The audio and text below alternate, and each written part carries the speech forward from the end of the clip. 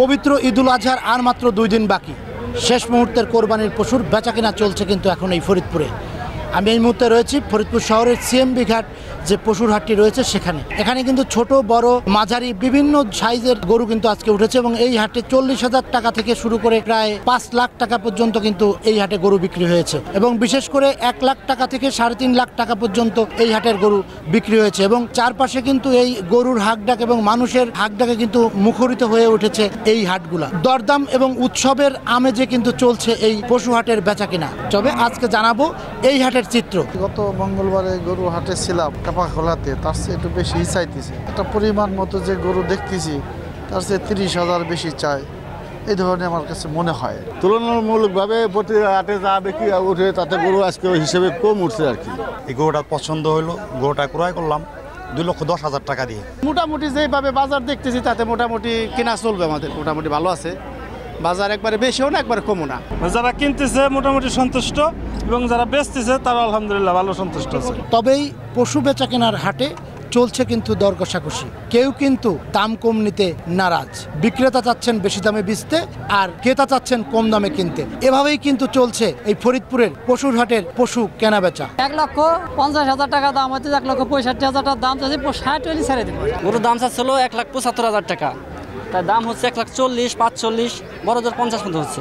1,55,000 হলে গরু ছেড়ে দেবো। 2,40,000 চাচ্ছি আমরা, 2,20,000 হলে ছেড়ে দেবো। ক্রেতা এবং বিক্রেতা উভয় খুব সুন্দরভাবে তাদের ব্যবসা বাণিজ্য বা কেনাকাটা সম্পন্ন করতে পারতেছে। আমরা এই বিষয়টা নিশ্চিত করছি হাট কর্তৃপক্ষের পক্ষ থেকে। এই সিএমবি ঘাটে আজকে ছোট বড় মাঝারি বিপুল সংখ্যক সাইজের গরু কিন্তু উঠেছে।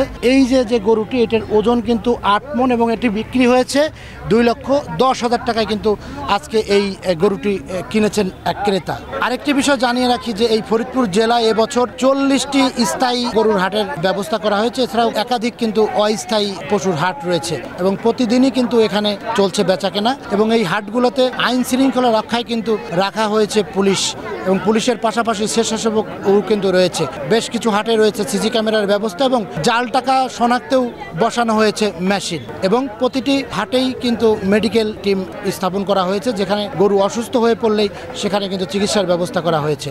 এবং আজ এই সিএমবি ঘাট যে পশুর হাটটি, এই হাটটি কিন্তু পরিদর্শন করেছেন পুলিশ সুপার মোহাম্মদ আব্দুল জলিল। সকল হাটে আমরা নিরাপত্তামূলক ব্যবস্থা নিয়েছি। আমাদের সাদা পোশাকের পুলিশ আছে, জাল টাকা যেন শনাক্ত করা যায় এই জন্য আমরা থানা লেভেলে আমাদের একটি করে মেশিন আছে, সেই মেশিনগুলো দিয়েছি এবং ব্যাংকের সাথে আমরা কথা বলে ব্যাংকের লোকজনকে বলেছি যে প্রত্যেকটা হাটে যেন মিনিমাম 2টি করে জাল টাকার মেশিন দেওয়া হয় এবং সেই ধারাবাহিকতায় আমি ইজারাদারকে জিজ্ঞেস করেছি, এখানেও জাল টাকার মেশিন দেওয়া আছে। পকেটমার প্রতিরোধে আমরা সিভিল পুলিশ দিয়েছি, এখানে সহজে যেন যাদের আইডেন্টিফাই করতে পারে এই জন্য আমাদের সাদা পোশাকে পুলিশ দেওয়া আছে, এখানে ডিবির লোক দেওয়া আছে।